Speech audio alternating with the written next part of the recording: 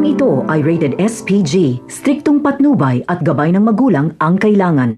Noon pa man ay traidor na talaga si Divina. Ginagamit niya lang si Tanggol para mas lalo siyang yumaman at bilang proteksyon na rin. Pero noong magdesisyon si Tanggol na isara ang pasugalan at drug lab ay nainis si Divina pero hindi siya nagpahalata. Nagpanggap siyang sang-ayon sa desisyon ni Tanggol. At noong makilala na ni Tanggol ang totoo niyang pamilya ay akala ni Divina ay makikinabang din siya sa yaman ng mga Montenegro. Kaya kinumbinsi niya si Tanggol na makipag-ayos kay Ramon. Pero iba ang nangyari dahil walang napala si Divina.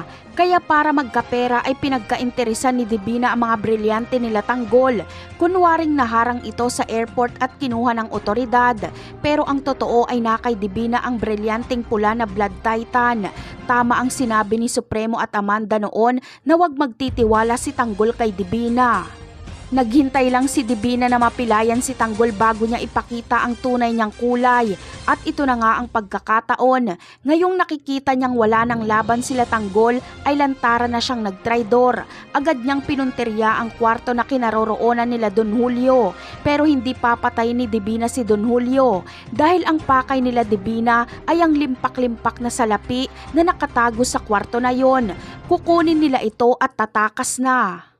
Sa kabilang eksena naman ay pagkatapos kay Ramon ay si Tanggol naman ang isusunod ni Rigor. Aakayin nila Enteng si Tanggol para itakas ito pero hahabulin sila ni Rigor. At dito na magkakaroon ng pagkakataon si Marites na lapitan si Ramon.